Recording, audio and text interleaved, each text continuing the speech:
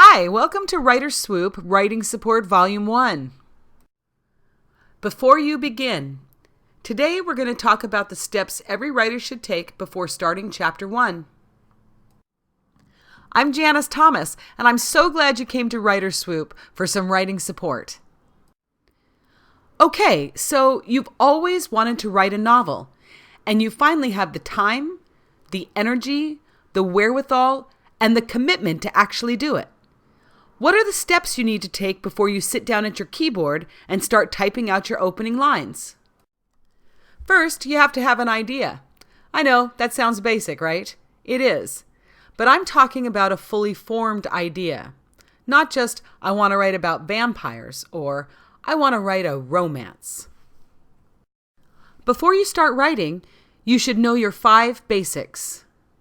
Who, what, when, where, and why. Who is your main character? What is the situation? When does your story take place? Is it in the past, the present, the future? Where does your story take place? Is it on planet Earth or in deep space? And if it's on planet Earth, where on planet Earth? Sunny Southern California? Manhattan? Paris? The Taj Mahal? And why are you telling this story? What is it that you want to convey to your reader? Let's go back for a minute to before the 5 W's. Where do ideas come from? The answer to that question is anywhere and everywhere. Ideas are all around you. For me, it's different almost every time. My first book began as a retaliation against chick lit. Not that I didn't enjoy reading chick lit, quite the opposite. I loved it. But I'm in my 40s and I wanted to read about what happened after the happily ever after, when the 20 and 30-something heroine is dealing with children, straying husbands, the challenges of middle age. That's where the idea for something new came from. The idea for my last novel began with the title. I couldn't get it out of my head, and slowly the story emerged. And by the way, I don't want you to think that I wrote War and Peace. I just thought it was a cool title as an example. I've written a romance novel that was based on the song Heart of the Matter by Don Henley. For some reason, the lyrics just spoke to me. And recently, I got the seed of an idea from a small throwaway section of a novel I just read. You can find ideas all around you. You just have to watch out for them. One of the best things you can do as a writer to get ideas is people watch. Stop, look, listen to conversations, and think about what ifs. The idea for a story always starts with the question, what if? What if an asteroid is heading toward Earth, and the only way to keep it from destroying the planet is to plant a nuclear bomb inside it and blow it apart? That's the what if behind Armageddon. What if a quirky, unemployed young woman in a failing relationship with no medical experience gets a job as a caretaker for a young, rich, quadriplegic man who wants to kill himself? That's the what if for the wonderful novel Me Before You by Jojo Moyes. In order to make an idea into a fully realized novel, you have to build on the idea and create story structure around it. I'm not going to delve too deeply into story structure today. I'll save that for another volume of WriterSwoop. But for now, let's discuss the basic principles of plot. All good stories have a beginning, a middle, and an end. They have a main character motivation, which is just a fancy way of saying what your character wants. All good stories have conflict, those obstacles and challenges that are standing in your main character's way. Stories have rising actions, the events that lead to the climax or the point in your story at which the stakes are the highest and everything changes. Every story has a resolution. It can be a happy ending or not, but all things will be resolved within the construct of your story. Your main character's journey is intrinsic to your plot. Stories are about people, and we read them to find out what happens to the characters. Even if it's sci-fi, thriller, espionage, we're reading about people, we want to know what happens to them.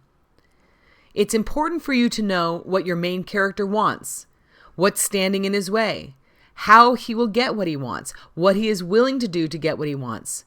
Does he get what he wants in the end? And how is he transformed by the outcome, most importantly? Let's talk for a minute about pantsers versus planners. Pantsers are writers who have a vague sketch of an idea in their heads, and then they just sit down and write. Planners are those that organize and outline. So there's an age-old debate about this. Which is better? And the answer is neither. It's whatever works for you. For me personally, unless I'm writing a murder mystery where I really need to be organized, I don't like to outline. I have a basic idea of where I'm going, the conflict, and ultimately how the story will resolve.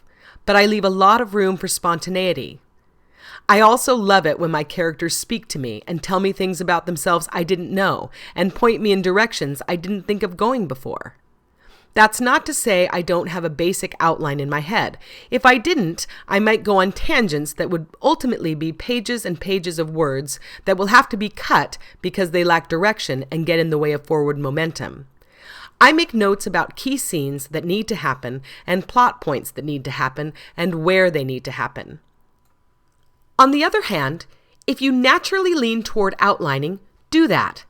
But I've heard stories of writers who spend so much time and energy on the outline that they're completely burned out by the time they start writing the actual book. Some planners have shared with me that they've made the outlines so meticulously detailed they felt stifled while writing the novel and were afraid that veering from the outline even a little bit would throw off the rest of their story. So outline as needed. But if you feel it's stifling you or causing you to lose your enthusiasm for your story, just put the outline aside and get to the writing. You can always go back to the outline if you need it. I love that initial idea phase, that spark, and that period of time before I put my fingers on the keyboard. The synapses are firing, the creative juices are flowing, and I have almost an omniscient power. I can do anything with my characters. I can go anywhere with my story, explore new worlds or universes. How cool is that? My advice to you is to enjoy this pre-writing time. It's probably the least stressful part of the whole process. Okay, so let's review the steps. Step 1, get an idea. Step 2, flesh out your idea. You can do this by deciding your 5 W's: who, what, where, when, and why. Have a basic idea of your story structure, conflict, and outcome. If you're a pantser, do a short, sparse outline to organize your thoughts. And if you're a planner, do a more detailed outline to your comfort level. Let your creative juices flow and enjoy. Have fun with it. And 8, sit your butt down and get to the writing. Thanks for listening. I hope you enjoyed this volume of the WriterSwoop Writing Support Series. You're on your way to writing a great novel. I'm Janis Thomas. I'll see you next time on WriterSwoop.